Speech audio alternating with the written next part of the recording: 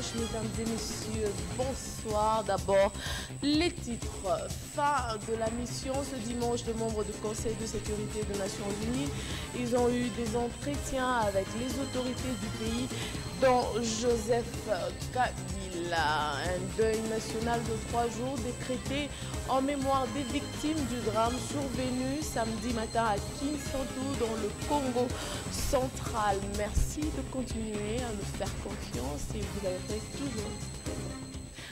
Le président de la République, Joseph Kabila, a décrété un deuil national de 3 jours en mémoire des victimes du drame survenu samedi matin au Congo central dans l'explosion d'un camion-citerne à la suite d'une collision avec un autobus dans le village de Bumba à une centaine de kilomètres de Kinshasa. Ce grave accident a fait plus de 30 morts calcinés et une centaine de blessés grièvement. Selon le communiqué de la présidence de la République, le chef de l'État a instruit le gouvernement afin de prendre des dispositions à cet effet. Autre chose, les 15 membres du Conseil de sécurité des Nations Unies ont bouclé leur visite de travail en République démocratique du Congo ce dimanche 7 octobre par une conférence de presse tenue au quartier général de la MONUSCO. La délégation du Conseil de sécurité a recommandé un dialogue pour dégager un consensus autour de la machine à voter tant controversée durant leur séjour et sur le sol congolais. Les délégués du Conseil ont rencontré différentes autorités congolaises, dont le chef de l'État Joseph Kabila, le Premier ministre et le président de la CENI. Les membres du Conseil ont également échangé avec l'opposition congolaise qui leur a remis un mémo contenant ses revendications pour un processus électoral crédible. Entre-temps, la Commission électorale nationale indépendante continue à réceptionner des machines à voter. Un autre lot est arrivé ce dimanche 7 octobre à Kinshasa. Et en dehors de nos frontières, au Cameroun, on a voté pour l'élection présidentielle ce dimanche 7 octobre. 8 candidats, dont le président Paul Biya, au pouvoir depuis 36 ans sont en lice. Et les autorités avaient assuré que des mesures ont été prises pour garantir la sécurité du scrutin, notamment dans les zones anglophones. Et si l'élection s'est déroulée dans les calmes en zone francophone, dans les 2 régions anglophones qui comptent les pays dont la situation est beaucoup plus tendue. Et à Bamenda, excusez-moi, la capitale du Nord-Ouest, plusieurs témoins joints par RFI décrivent la ville fantôme arpentée uniquement par des militaires et des policiers. Un membre de la société civile observateur accrédité au scrutin indique que les coups de feu ont eu lieu, bien sûr, toutes les heures et il n'y a pas pu voter superviser l'élection en raison de l'insécurité, sans compter que le membre du bureau de vote qui a drastiquement diminué. Nous allons cette fois-ci, nous passons maintenant à la deuxième partie de ce journal consacré, comme tous les dimanches, à la page rétrospective de la semaine dans une sélection de Charles Ntimba et Félix Ilunga. Massacre à Béni, le président de l'Assemblée nationale, Aubin Minakou, présidait lundi une réunion qui avait mis autour d'une même table le Premier ministre Bruno Tshibala et le caucus des députés nationaux du Nord Kivu et de l'Ituri. Le même jour, la rentrée parlementaire de septembre était effective dans quelques assemblées provinciales et à Kinshasa, cette session essentielle budgétaire s'est effectuée dans un contexte marqué par les préparatifs des élections du 23 décembre prochain. Reportage. L'Assemblée provinciale de Kinshasa a réouvert ses portes aux députés provinciaux le lundi après 3 mois de vacances parlementaires. Bien que budgétaire, le président de l'Assemblée provinciale a demandé aux élus de Kinshasa d'accompagner le processus électoral au cours de cette session en vue de permettre à la CENI d'organiser de bonnes élections le 23 décembre prochain. Fort de cet engagement, tous les acteurs sont mis en danse pour obtenir des élections apaisées, transparente, crédible et inclusive. Au cas où les ingrédients n'assaisonneraient pas complètement la sauce, il serait souhaitable d'en appeler à la conscience de la classe politique congolaise de mettre un peu d'eau dans son vin pour épargner nos populations des affres de piètre visage. La Commission électorale nationale indépendante, les pouvoirs judiciaires et les acteurs politiques congolais sont tenus à faire vivre aux Congolaises et Congolais des élections dignement démocratiques en vue d'une alternance pacifique, gage de la paix et de la stabilité pour tous. Le rapporteur de cette assemblée a de son côté reconnu que les députés provinciaux auraient abattu un travail appréciable, n'eût été les contraintes institutionnelles et politiques auxquelles ils ont fait face. Les succès de cette assemblée provinciale sont manifestes sur un certain nombre de points, mais nous aurions souhaité par exemple réaliser d'autres choses, ce qui n'a pas été fait en grande partie parce que les contraintes institutionnelles, légales, constitutionnelles, mais aussi politiques ont été immenses. Cette rentrée parlementaire a eu lieu en présence du ministre d'État en charge des relations avec le Parlement, Lisanga Bonganga, et le gouverneur de la ville de Kinshasa, André Kimbutayango. Après les massacres de Beni ayant fait 18 morts et plusieurs blessés, le président de l'Assemblée nationale, Obéminako, a invité le lundi le Premier ministre, quelques membres de son gouvernement et le caucus de parlementaires de ces deux provinces pour réfléchir sur la question en vue d'une paix durable dans cette partie de la République démocratique du Congo. À l'issue de leur discussion, toutes les parties ont convenu de dépêcher une mission d'évaluation sur terrain. Nous avons dû donner toutes les informations nécessaires à la représentation nationale pour des questions aussi délicates qui ne peuvent pas nécessairement se traiter en plénière. Donc, parce qu'il y a des questions qui touchent autant à la dimension stratégique, au plan tactique, mais aussi au plan opératif. Donc des questions qui nécessitent quand même une certaine discrétion dans leur gestion. Et ça s'est très bien passé. Le gouvernement, le Parlement, les députés ont fait leurs recommandations. Nous en prenons acte.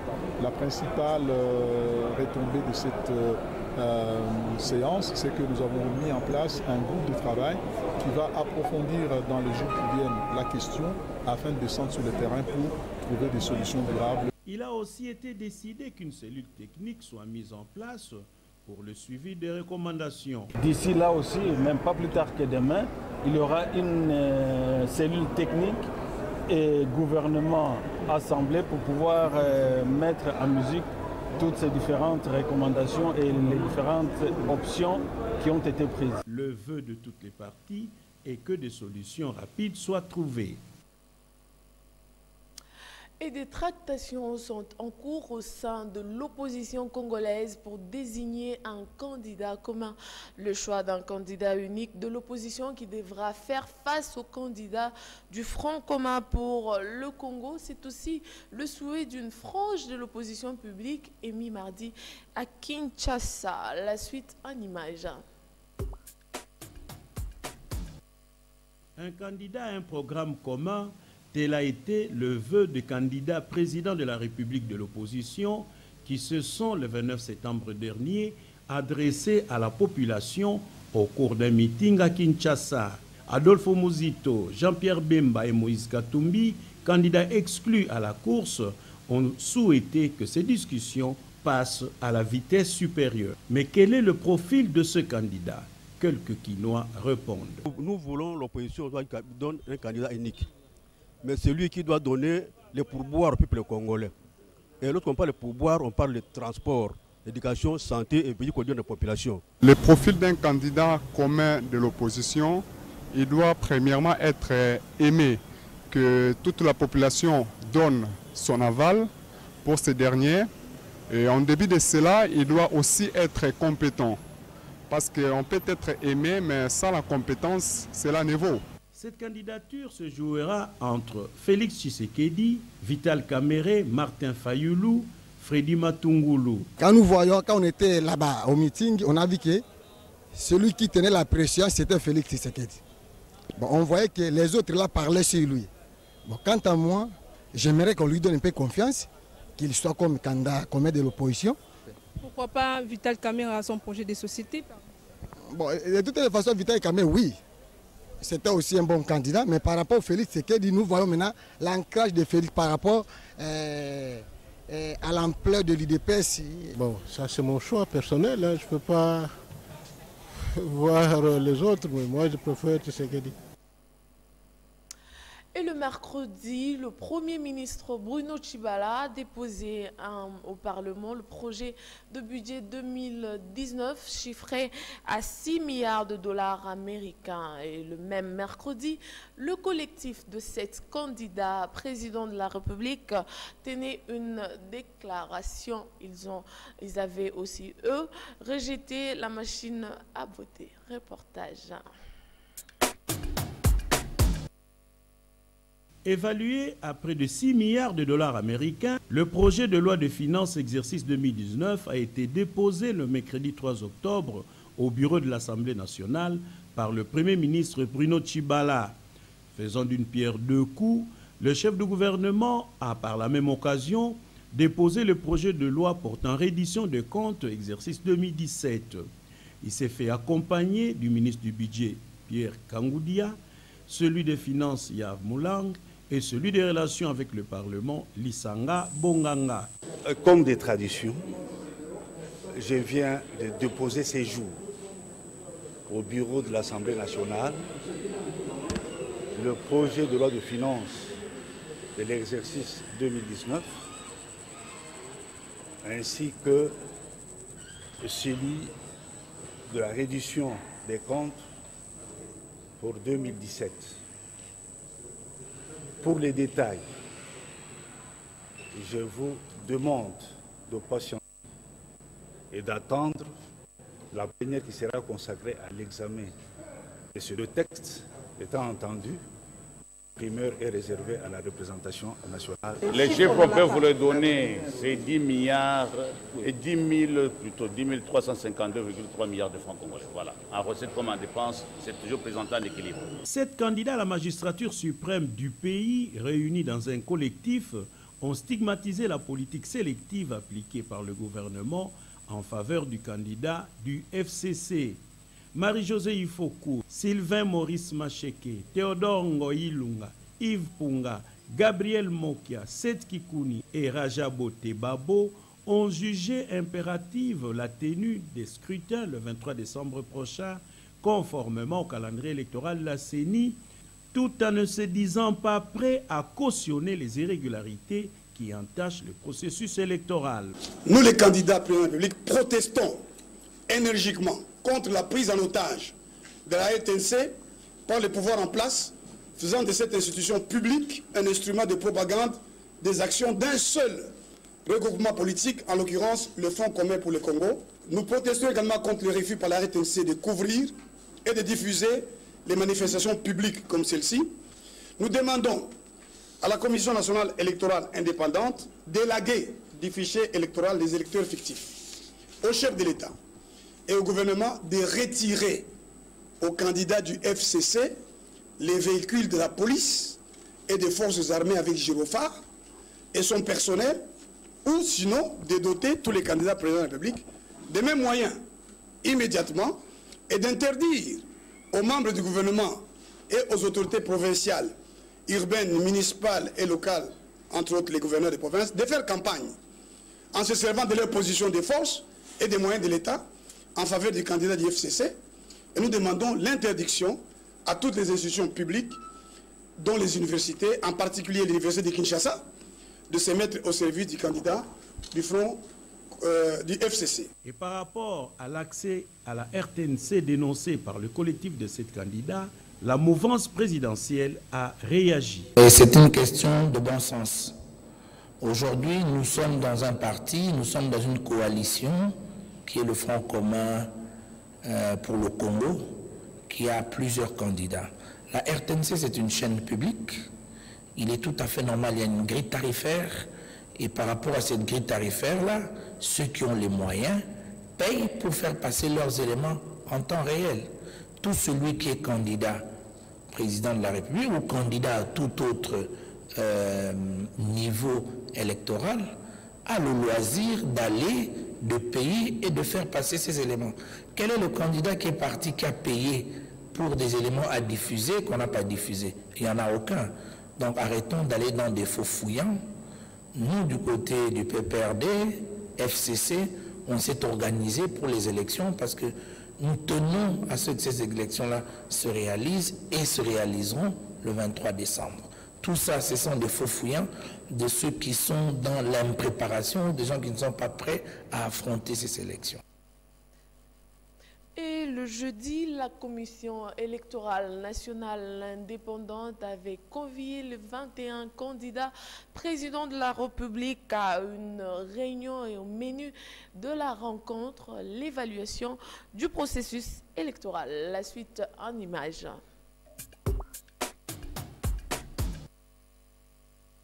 Le patron de la CENI, Corneille Nangaa, a conféré le jeudi avec les candidats présidents de la République à l'élection du 23 décembre prochain.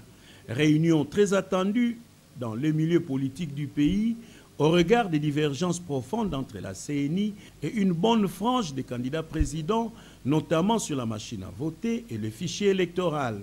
Cette réunion s'est clôturée sans de grandes avancées. Les divergences persistent et inquiètent en même temps. Corneille Nangaa a annoncé la mise en place d'une commission technique avec les candidats présidents. Que le processus évolue, mais en plus de ça, ils ont présenté certaines préoccupations concernant certaines questions techniques. À cet effet, les candidats et la CENI se sont mis d'accord pour qu'une commission technique soit mise en place. Et cette commission devra permettre d'approfondir toutes ces questions.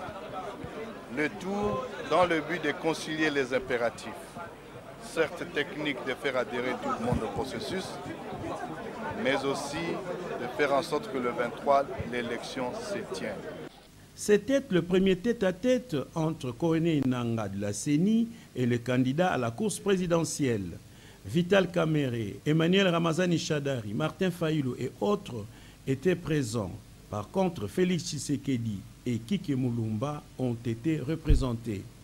Après cette réunion, les candidats de l'opposition ont fait la déclaration suivante. À cette occasion, nous avons présenté nos préoccupations majeures en rapport avec le processus électoral en cours. Il s'agit notamment 1. La problématique de la machine à voter, qui est une modalité de vote électronique interdite par la loi électorale lors du processus en cours. 2. Le nettoyage du fichier électoral qui, selon l'autorité de l'OIF, contient plus de 10 millions de cas d'irrégularité sur les 40 millions. 3. Le financement du processus électoral et du plan de décaissement à ce jour, ainsi que de la transparence des élections à l'absence des observateurs internationaux. 4. La problématique de la logistique et de la sécurisation du processus électoral avant, pendant et après le vote. 5. Des dispositions prises pour la tenue des élections apaisées dans les zones insécurisées, Nord Kivu et le Kasaï, et l'Ituri aussi. 6. Le remplacement sans délai du délégué de l'UDPS au sein du bureau de la CENI. Et le vendredi, le docteur congolais Denis Mukwege et Nadia Mourad, esclaves sexuels du groupe État islamique, prix Nobel de la paix 2018, tous deux ont été récompensés pour leur combat contre les viols de guerre. Reportage. Le prix Nobel de la paix a été décerné au Congolais Denis Mukwege et à l'Irakienne Nadia Mourad pour le combat contre la violence sexuelle comme arme de guerre. L'un gynécologue, l'autre victime, Denis Mukwege et Nadia Mourad incarnent tous deux la lutte contre les violences faites aux femmes dans le monde. Âgé de 63 ans, Denis Mukwege, natif de Bukavu et fils d'un pasteur protestant, est l'une des figures les plus emblématiques de la société civile en République démocratique du Congo. Il a débuté ses études à Kinshasa, les a poursuivis au Burundi en médecine avant de se perfectionner en France. Après un exil au Kenya, Denis Mukwege revient au pays où il fonde, avec un financement suédois, l'hôpital de Panzi. Le combat qu'il mène depuis plus de 20 ans contre les violences sexuelles et le viol utilisé contre armes de guerre par les groupes armés qui déchirent l'est du pays a agrandi sa renommée. Le gynécologue devient l'homme qui répare les femmes, titre que Colette Brackman lui consacre dans un ouvrage en 2012.